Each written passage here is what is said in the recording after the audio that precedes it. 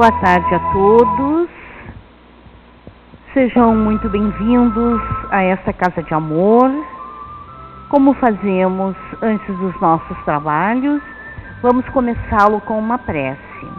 Lembrando que ao adentrarmos aqui nessa Casa de Amor, já estamos sendo atendidos, recebendo energias positivas e amorosas dos mentores dessa Casa de Amor. Então, Jesus, sabedores que somos do amparo que Tu já nos dispensa, nós vamos agora pedir, Senhor, que Tu esteja conosco na tarde de hoje, para que juntos nós possamos estudar um pouco mais dos Teus ensinamentos. Ensinamentos esses, Mestre, que nos levam sempre a um caminho melhor, mais tranquilo e mais amoroso. Então, Jesus, que Tu possa ser o condutor das nossas palavras na tarde de hoje. Obrigada, Senhor, que assim seja. Nós vamos falar hoje sobre o capítulo 3, que é Há muitas moradas na casa do meu Pai, e os nossos itens são itens 1 e 2, que é os diferentes estados da alma na erraticidade, né? Bom, então, em primeiro lugar, vamos falar sobre erraticidade, né? Esse termo refere-se ao plano espiritual, onde vivem as almas dos desencarnados, né? As nossas almas quando partimos aqui desse chamado corpo físico, né? E quanto ao termo errante, é aquele que anda ao acaso, sem destino certo. Então, Kardec, ele denominou errante aqueles espíritos que estão no plano espiritual e são espíritos ainda em desenvolvimento, sujeitos a erros e a reencarnações. Continuamos sendo nós, né? Kardec dominou esses espíritos porque existem muitas dúvidas quanto a essa erraticidade, né? Algumas coisas nós vamos conseguir esclarecer aqui na tarde de hoje. A casa do Pai é o universo e as diferentes moradas que Jesus menciona são as categorias de mundos que gravitam no espaço. Pode-se definir ainda a morada usada por Jesus como sendo o estado de felicidade ou infelicidade que o espírito desfruta na erraticidade, independentemente de erros ou acertos que eventualmente tenhamos ou não cometidos, né? O espírito durante este tempo, ele não está à toa, ele está vivendo sua vida normal de espírito, está estudando, se preparando, aprendendo, convivendo com outros espíritos, enquanto a hora do mergulho novamente na carne não chega. Dizemos, portanto, que todos os espíritos sujeitos a encarnações, reencarnações, né, aguardam na chamada erraticidade. Então, erraticidade portanto, é o tempo de espera. Seria, na verdade, a fila da reencarnação. Gente, é uma senhora fila, muito grande. Sobretudo hoje, né, quando a maioria dos casais se recusa insistentemente a dar acolhidas aos filhos que querem nascer. Na França, por exemplo, havia o risco dos franceses desaparecerem do mapa. Mulher francesa ter filhos, nem pensar. Precisou que o governo tomasse uma atitude e fizesse alguma coisa. E ele ofereceu a essas mulheres, essas mães, um incentivo para que elas resolvessem abrir as portas da fecundação. Era necessário novos bebês, senão do povo francês não restaria nem semente. Na China, há muito tempo, sofre consequências sérias o casal que tiver mais de um filho. Filhas lá, tempo atrás, nem pensar. Hoje, esses chineses estão com um problema bem sério, né? Não há mulheres suficientes para atender aos anseios de casamento dos rapazes. Falta mulher. Há muito mais homens que mulheres.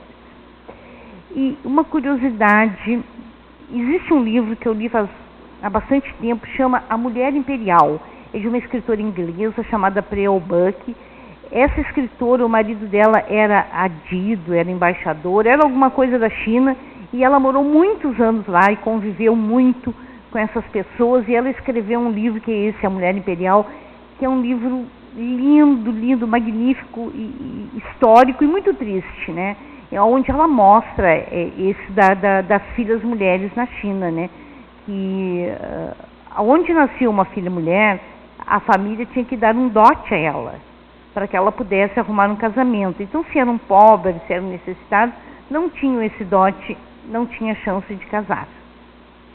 E ela relata a história de uma mãe que teve, além de ser uma filha mulher, ela veio com deficiência, né? E a própria mãe acaba com a vida da filha, né? Mata, sufoca o bebê, né? Porque ela não teria chance de sobreviver no meio daquelas leis, além de ser mulher, ainda com essa dificuldade, né? Na Itália, na Alemanha, nos Estados Unidos, também não é fácil nascer. Isso é coisa de gente rica, ou de economista, ou até de ministro da saúde, né? Nasce muito onde a pobreza é farta, né?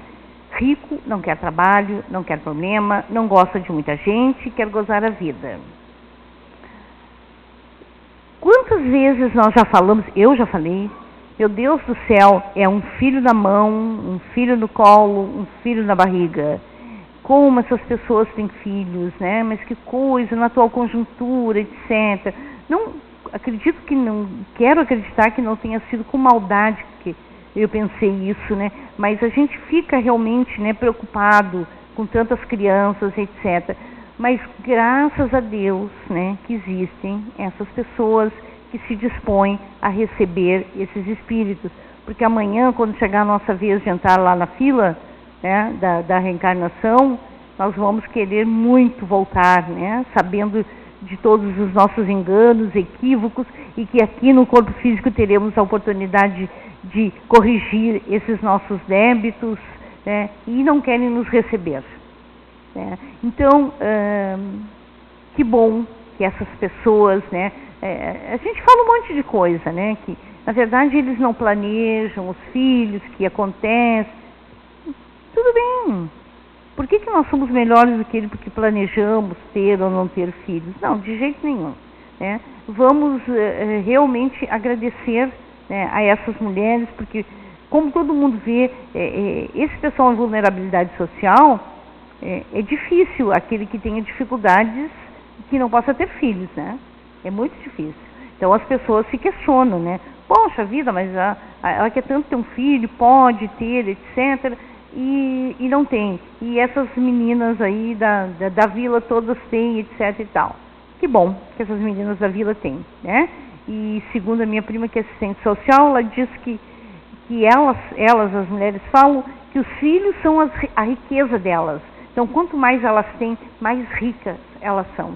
Porque é uma das poucas riquezas, uma das poucas coisas que são delas mesmo, né? Então, que bom, né, que existe isso. Bom, nós aprendemos um pouco sobre esse tempo de espera, né, e hoje vamos falar, então, um pouco sobre isso.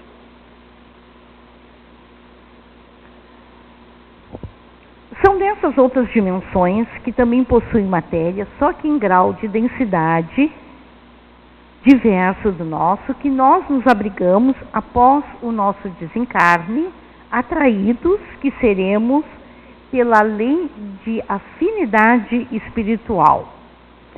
Então, que serão mundos compatíveis, né, com o nosso princípio espiritual. Cada um desses mundos adaptados ao grau evolutivo dos seres que ali habitam. A preocupação para onde nós iremos após a nossa morte é muito simples. Para onde merecemos.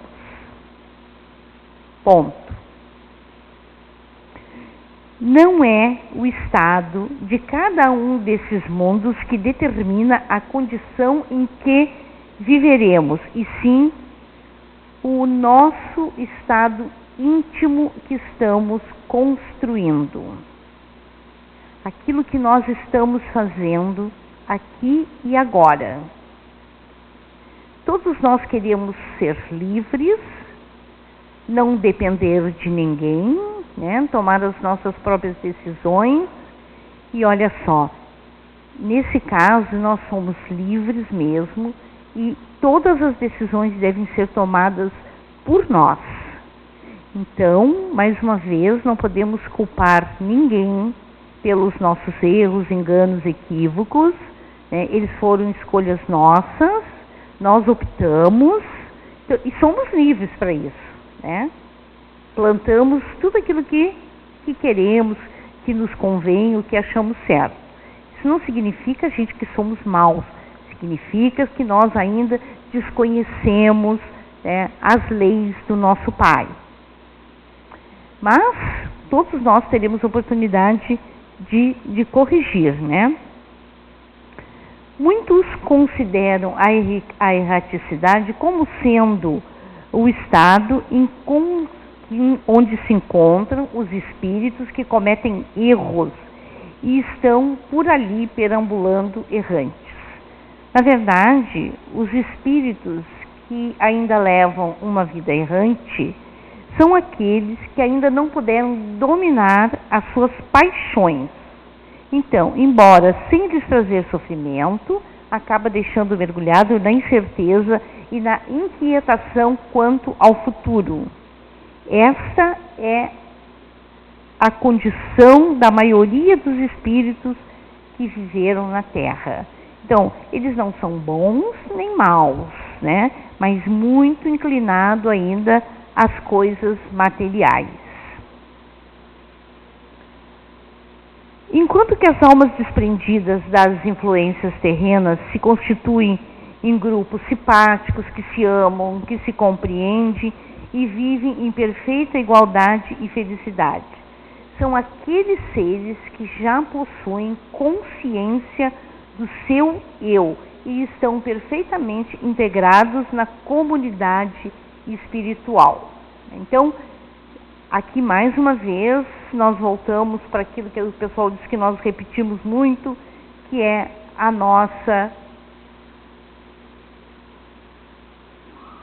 maneira como nós encaramos as situações, a nossa reforma íntima, que é uma coisa que só pode ser feita por nós, né? Que nós que nos conhecemos, ou devemos nos conhecer, pelo menos, muito bem, né? E nós sabemos que a maneira como nós estamos agindo é ou não correta, ou é ou não a melhor para nós. Às vezes é a única maneira que nós encontramos de sobreviver. Só que Deus sabe das nossas intenções, né? A gente sempre diz, de boas intenções o inferno está cheio. É um ditado bobo, não tem nada a ver. As nossas boas intenções são, sim, muito importantes e são sempre levadas em conta, né? Então, nós temos, assim, sempre o amparo, sempre a ajuda, né? Fica difícil, às vezes, para nós, eu vou fazer assim como eu sei, não sei se está certo ou está errado. Vamos fazendo. O importante é que a gente não desista, que a gente continue a nossa luta, né? Para nós não ficarmos lá perdidos na erraticidade, né? O Espiritismo nos ensina que a morte do corpo físico, por si só, não transforma ninguém, né? Então, aquilo que a gente ouve muito e que a gente também comentava, provavelmente, né? Mas que horror, né? aquela criatura fez tantas coisas ruins e está aqui vivendo, né? A outra ali que era tão bondosa, tão generosa, né? Ela partiu mais cedo, etc. Né? Ela partiu mais cedo porque ela terminou o tempo dela, graças a Deus, né? E nós, espíritos maus ainda aqui na Terra, estamos recebendo todas as oportunidades para que nós possamos nos regenerar, para que nós possamos reconhecer os nossos erros, as nossas fraquezas e possamos seguir para um mundo de regeneração, né? Então, e não esquecendo que a morte não vai apagar as nossas dívidas. Me livrei, se livrou da condenação, se livrou disso, de aquilo, não se livrou de nada. Está tudo ali com ele. Não se livrou de absolutamente nada. Né? Então, isso não acaba, né? A morte não acaba com as nossas dívidas, né? A mudança do pensar, do sentir e do agir acontecem pelo nosso esforço próprio, após muitas reflexões sobre nós mesmos, sobre as nossas ações, sobre as reações e o nosso viver cotidiano, seja aqui no corpo físico ou no além. Nós despertamos para o mundo espiritual como realmente nós somos, com as mesmas ideias, com a mesma maneira de ser. Não vamos modificar, né? Só que quando nós vivenciamos aqui na Terra a nossa caminhada, as nossas companhias, né? Ao desencarnar, sempre o nosso protetor, os nossos amigos do bem estarão nos esperando. Mas se as minhas companhias foram aqueles fanfarrões, onde eu bebia, fumava, tinha uma vida desregrada, sabe? Nem me preocupava com o outro lado meu, que é o mais importante. E eu chegar no mundo, na erraticidade, eu vou com quem? Quem eu vou escolher? Os meus amigos, né? Aqueles com quem eu convivi aqui na Terra, que estão mais próximos de mim. Não é que a gente não recebe ajuda porque não é bom ou porque fez muitas coisas erradas, não. É que nós não conseguimos ver. Nós vamos nos unir àqueles como nós vivíamos na Terra ainda. É isso que nós fazemos. E temos também muitos espíritos que ainda não se apercebem do novo estado, né? Eles continuam nas suas casas, fazendo as mesmas coisas, usando as suas rotinas e ficam desesperados porque ninguém lhe dá bola, ninguém lhe olha, lhe responde, né? Então, às vezes fica difícil até eles perceberem isso, o que está acontecendo, ou aquele nosso orgulho, né? Que nós somos lá reis e rainhas, né? Vivemos lá, ficamos milhões, centenas de anos lá, né? Achando que continuamos sendo senhoras de engenho, etc., né? E não admitimos a nossa morte, não entendemos e que partimos do corpo físico, queremos os nossos escravos, queremos, né, todas essas mordomias ainda que nós tínhamos e que não tem. Então, quando a gente cai na realidade, né, tem que ter muito cuidado para que o espírito não se choque, né, não se traumatize.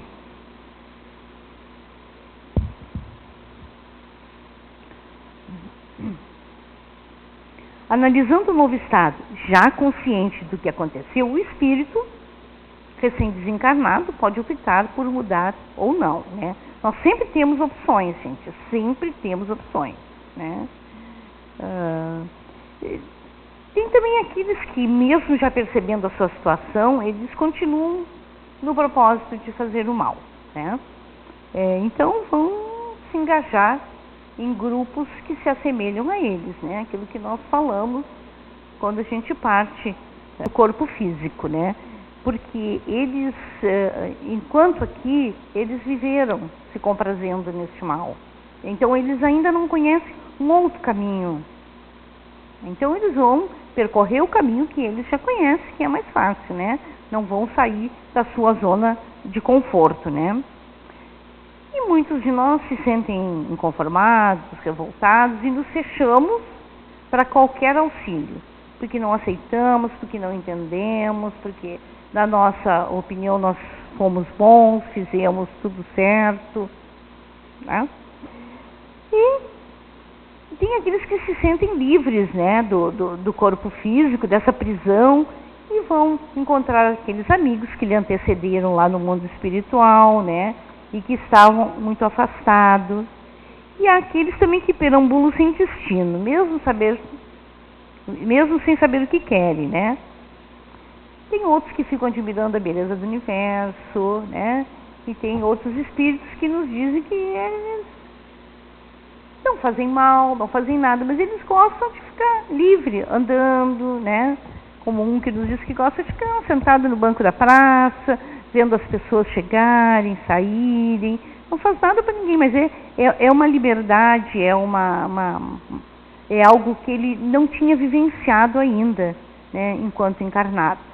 Então, existem, assim, diversas maneiras, né? De nós agirmos após o nosso desencarne, né? Temos também, né, aqueles que, plenos de remorso, de culpa, ficam perambulando a esmo ou se deixando aprisionar por espírito das trevas, que ainda se comprazem no mal, e aos que encontram aqueles companheiros de jornada, aqueles com os quais eles trabalhavam aqui na Terra e eles já se engajam e vão continuando o seu trabalho que era feito aqui, né?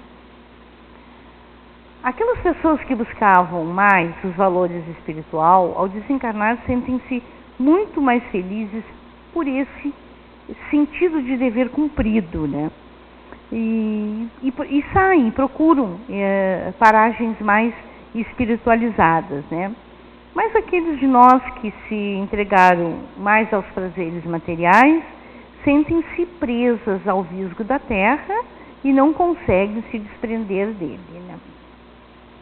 Então são tantos e tão variados os estados das almas que deixam o corpo físico, que Kardec escreveu que, ser possível interpretar as palavras de Jesus, há muitas moradas na casa do meu Pai, no sentido de serem esses estados as moradas dos espíritos, né?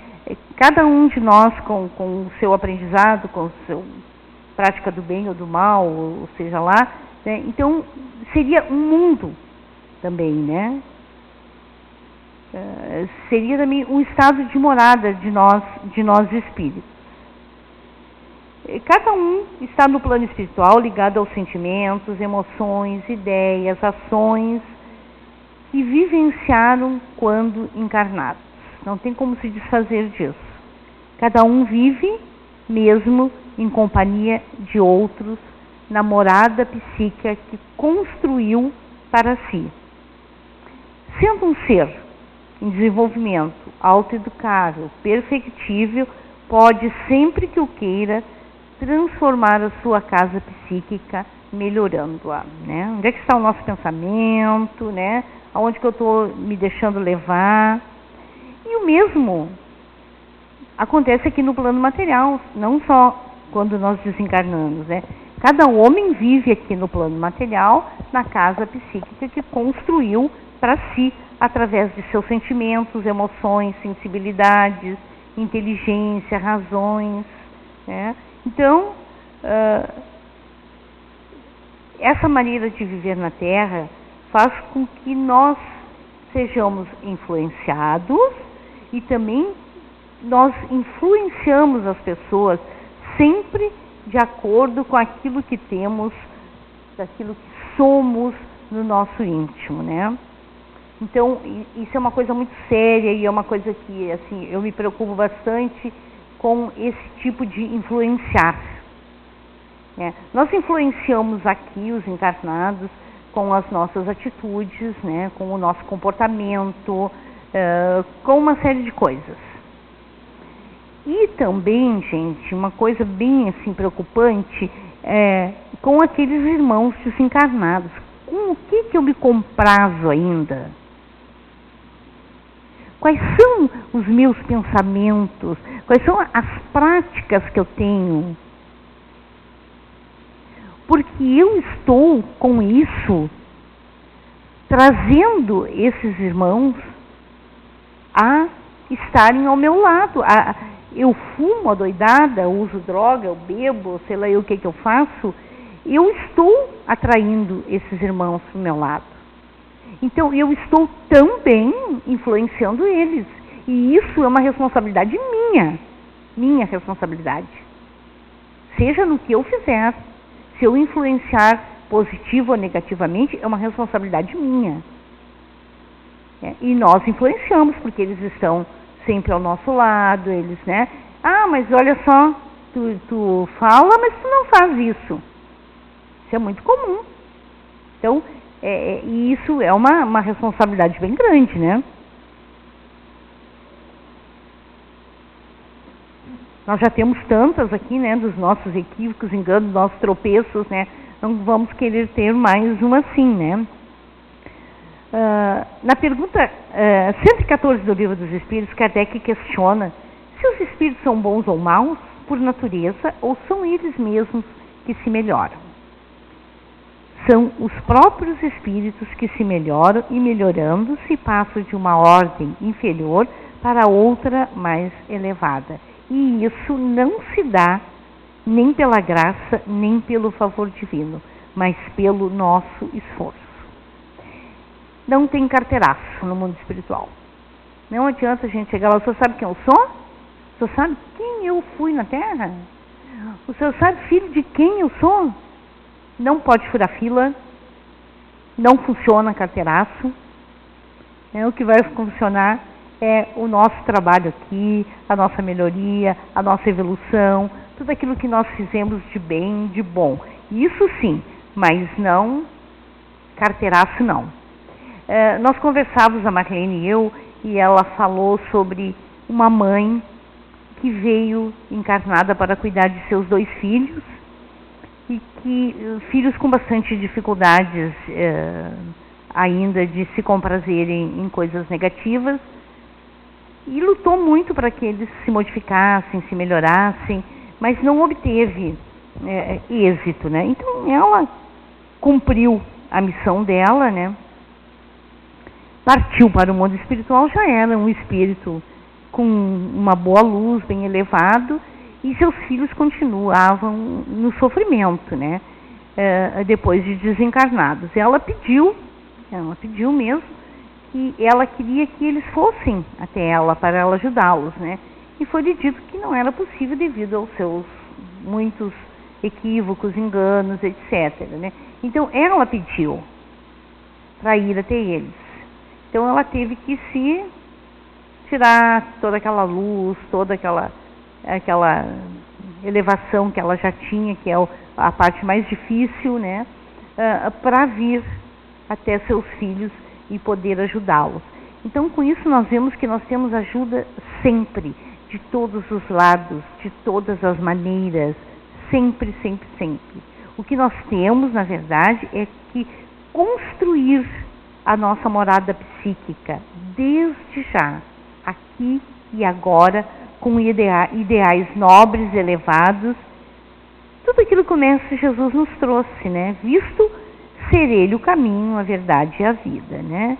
E toda a humanidade terrestre só será feliz quando todos viverem seus ensinamentos de amor e perdão, independente de nacionalidade ou de crença de cada um. Então, nós temos todas as ferramentas, nós temos o acréscimo de misericórdia do nosso Pai, que sempre está ao nosso lado.